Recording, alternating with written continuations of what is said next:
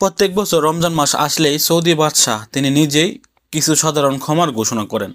এবারও তার ব্যতিক্রম নয়। এবার সৌদি বাদশাহ নিজেই কিছু সাধারণ ক্ষমার ঘোষণা দিয়েছেন। আপনারা স্ক্রিনে বড় একটি বিজ্ঞপ্তি দেখতে পাচ্ছেন। সৌদি গণমাধ্যম প্রকাশ করেছেন যে সৌদি বাদশাহ প্রত্যেক বছরের মতো এবারও তিনি কিছু কিছু ব্যক্তিদের সাধারণ ক্ষমা দিয়ে দেওয়ার ঘোষণা দিয়েছেন। এখন এই সাধারণ ক্ষমার আওতায় কারা কারা পড়বে? আজনবীও হতে পারে, সৌদি নাগরিকেরও হতে পারে। এখন অনেকেই ভাববেন যে এই সাধারণ ক্ষমা হয়তো যারা অবৈধ আছেন তাদেরকে বৈধ হওয়ার সুযোগ দিয়েছে। আসলে কিন্তু এই সাধারণ ক্ষমা বৈধ হওয়ার সাধারণ ক্ষমা না, অথবা আপনাকে দেশে যাওয়ার একটা সুযোগ করে দিয়েছেন, এই সাধারণ ক্ষমা কিন্তু এটা না। এটা হচ্ছে এরকম একটি সাধারণ ক্ষমা, যে সকল ব্যক্তিরা সাধারণ ভুলের কারণে জেলের মধ্যে বন্দী আছে, হতে পারে সৌদি নাগরিক, হতে পারে আজনবী, যে কোনো দেশের নাগরিকই হতে পারে, ছোটোখাটো ভুল করে তারা জেলের ভিতরে বন্দী আছে, তাদেরকে সাধারণ ক্ষমা দেওয়ার ঘোষণা দিয়েছেন সৌদি বাদশাহ।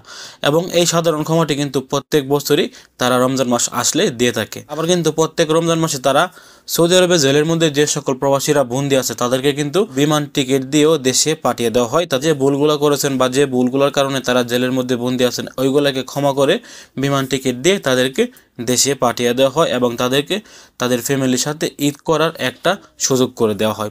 এবারও কিন্তু সৌদি বাদশাহ এরকম একটি উদ্যোগ নিয়েছেন এবং এই উদ্যোগটি প্রত্যেক বছর রমজান মাস আসলেই কিন্তু সৌদি বাদশাহ নিজেই ঘোষণা করে থাকেন। এখানে যদি কোনো সৌদি নাগরিক হোক, সে সরকারি কর্মকর্তা হোক, সে বেসরকারি কর্মকর্তা, সে যদি কোনো ছোটোখাটো ভুলের সাথে জড়িত থাকে আর এই ভুলের কারণে তাকে জেলের মধ্যে বন্দি করে রাখা হয়েছে বা জেলের মধ্যে আটক করে রাখা হয়েছে, সেক্ষেত্রে কিন্তু তাকেও সাধারণ ক্ষমার আওতায় নিয়ে আসা হবে, অর্থাৎ তাদেরকেও কিন্তু ক্ষমা করে দেওয়া হবে।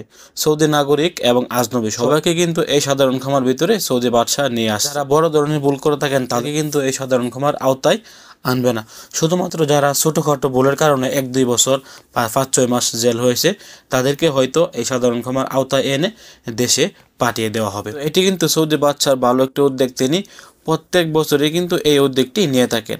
এই উদ্যোগটির জন্য আমাদের উচিত তাদেরকে সাধুবাদ জানানো। এটাই হচ্ছে মুসলিম বিশ্বের একটি উদাহরণ। আবারও আপনাদেরকে ক্লিয়ার করে দিচ্ছি, দেখেন এই সাধারণ ক্ষমা কিন্তু বৈধ হওয়ার সাধারণ ক্ষমা না, এটা হচ্ছে যারা জেলের ভিতরে আছেন তাদেরকে মুক্তি দেওয়ার একটি সাধারণ ক্ষমা। তো এই ছিল আজকের গুরুত্বপূর্ণ একটি আপডেট তথ্য। ভিডিওটি সর্বোচ্চ শেয়ার করে সবাইকে জানিয়ে দেওয়ার চেষ্টা করবেন এবং আপনি যদি আমাদের দূরপ্রবাসে একদমই নতুন হয়ে থাকেন, সৌদি আরবের সকল আপডেট তথ্য পেতে অবশ্যই দূরপ্রবাস ইউটিউব চ্যানেলটি সাবস্ক্রাইব করে রাখবেন। ভালো থাকুন, সুস্থ থাকুন, দূরপ্রবাসের সঙ্গে থাকুন। আসসালামু আলাইকুম।